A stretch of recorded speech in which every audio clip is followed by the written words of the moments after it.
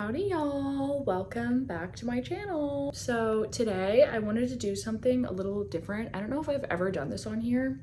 I used to do reaction videos for movies. I've done some movie reviews too. So I feel like it's like adjacent to that, but I wanted to, I've become a big show and movie watcher, but mainly I would say once things come to streaming. Once things come to streaming, I'm all over it. I don't really have time to go to the movies right now. I have a 1-year-old, so we can't take him.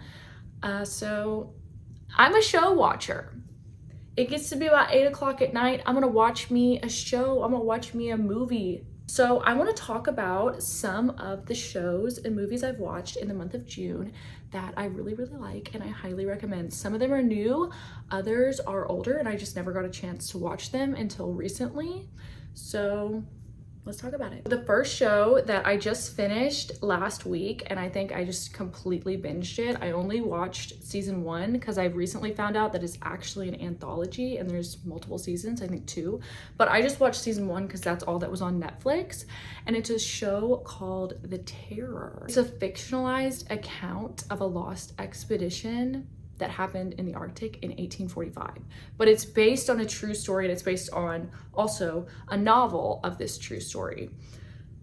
It's so good. If you like period pieces, you're gonna love this one. I am normally not a person who would be into a show like this, so I feel like that's saying something because I normally wouldn't watch this, and I got hooked on it. So in this expedition, the boats became icebound for a year, and this is like based on the true story. They actually became icebound for a year with all these men in them, and they were found later presumably dead trying to leave the boats and go to the mainland. It's so well done. I feel like there's no frills. It's just, it is what it is.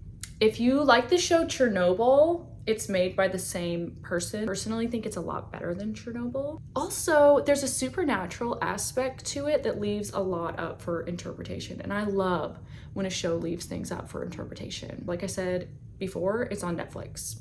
I think it's an older show from like 2018. The second show that admittedly I've only watched the first 2 episodes of, so I don't know how good my opinion can be or whatever my rec could be, but it's a show on HBO called Your Friends and Neighbors, and the star of it is John Hamm, so it has to be kind of good, right, if it has John Hamm in it.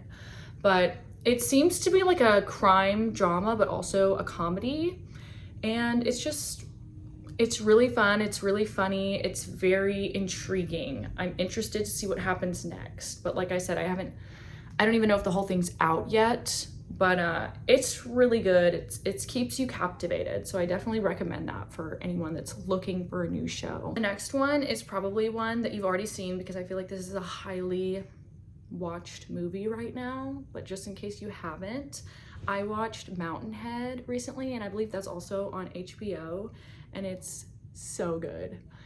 It's like a comedy drama, I think is how I would categorize it. But it has Steve Carell in it. It's by the creator of Succession. So if you like Succession, it's very similar. The way it's filmed is very similar. The satire is very similar, but it's basically just like roasting super rich and powerful tech bros.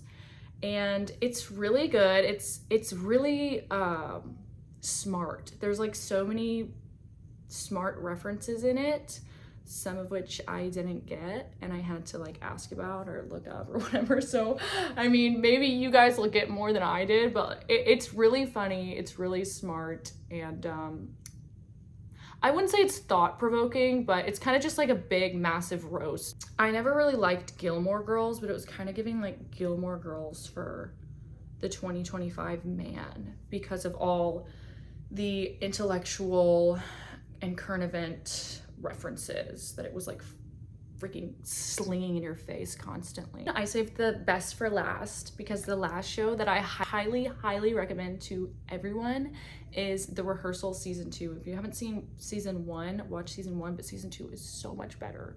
It's so much better. Season 2 of The Rehearsal is maybe the best show I've ever seen. I think I can confidently say it's the best show I've ever seen. There's nothing like it. It's so profound, it's so world reframing, but also while being like hilarious. I feel like that show could be, people could write a book on that show, how good it is. This season centers around aviation safety, but there's like 1,000 metaphors entwined within the main theme. I'd say that season 2, episode 4 is one of the most profound and hilarious and just well-crafted episodes of a television show that I've ever seen in my life.